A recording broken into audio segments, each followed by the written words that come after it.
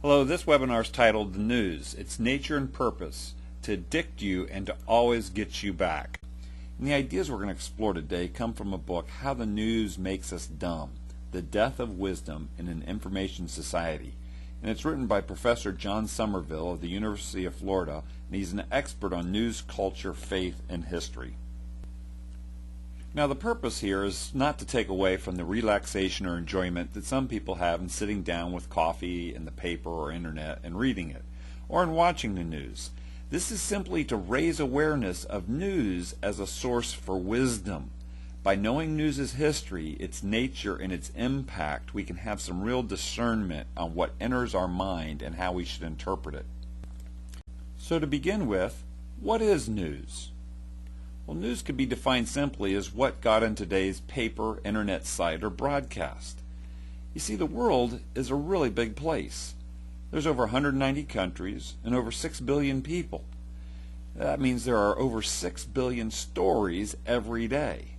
The news gives us 15 to 20 news stories. There were undoubtedly several hundred or even thousands of events in the last 24 hours with as great a claim to newsworthiness as the few dozen that we hear about.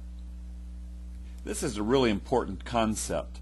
The news stories that you hear today, are they really that important in the long run? You see, events that do not make today's paper, internet site, or newscast, or cable news will never be classified as news. A year from now or longer, we may look back and find that an unreported item could in fact have been the most important thing in the history of our time, being more important than the most of our news in the long run. It's also interesting to note that if you were to totally really think back over time, there's probably only a few stories a month that are important in the short term, and there are probably only a few stories a year that are important in the long term. So again, let's pose this question: what is the news?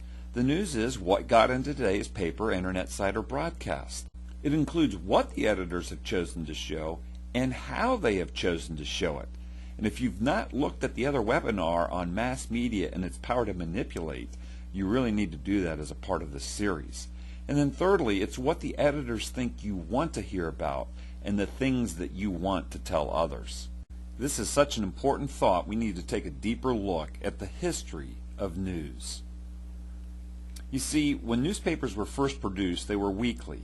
In the 18th century, people thought newspapers were too simple to convey ideas or deep truths, so they let them say whatever they liked. Meanwhile, they read books and quarterlies for the extended thinking that was so much more important and valuable to them. Joseph Pulitzer, however, in the 1880s, was a famous publisher, and he figured out that a lot of money could be made by selling advertisements in his newspapers. Newspapers could increase the rates for their advertising space by increasing their circulation, and they could increase circulations by sensationalizing their news. So the news became advertising for his papers, actually the advertising for his advertisements. Well, this has ramifications. The question becomes, what will get readers and or viewers to be regular and attendant to what we're saying? So news becomes what publishers think they can get us interested in and get us to read or watch. The only reason for making news daily is to get you back daily, all under the guise that you will be informed, that you will know what to think about something, that you will have something to talk about with others, that you will get addicted to the product, and that you will see the advertising. So its goal is to get you back. And this means that the news actually becomes more and more what we used to call the National Enquirer. No, it doesn't look like that, but the items on the page certainly communicate that. And it does not matter if you go to CNN, Fox News, USA Today, or BBC, it's always the same. It doesn't matter which one you choose. It's not a question of bias. This is neither a conservative or liberal issue. The issue is periodicity. That is the frequency, the need to always have something new to report to get viewers or readers back. And they've come up with a formula for doing this, and you can look at any type of website, news site, and find these things in play. Celebrity. We have no life of our own, so we live our life through others. What are the celebrities doing, saying, and thinking?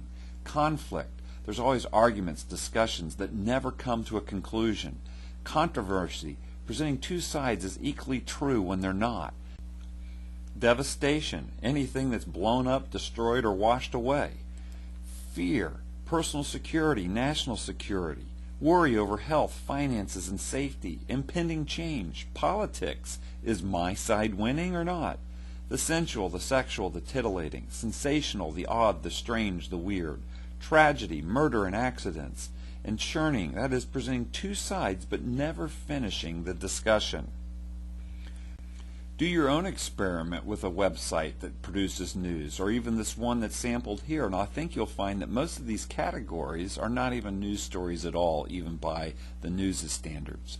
2/3 of these stories are what used to be seen in grocery store tabloids, and I'm just highlighting in red from this sample page these items that appear on this website as just being things that fit in those 12 categories just to get you back. So let's draw a conclusion. In light of all this, enjoy your newspaper, internet news, or cable, but understand it for what it is. For the most part, it's entertainment or the Inquirer. It's just designed to get you back, not something that makes you wise. There may be only one or two important news stories for an entire year. Make a commitment to a more substantial intellectual life. Read a biography, a history, a Bible, attend a class, visit a neighbor. Get involved in making a difference in your community and sphere of influence, and don't allow the news to make you dumb. This is U.S. Civics Training. Thanks for listening.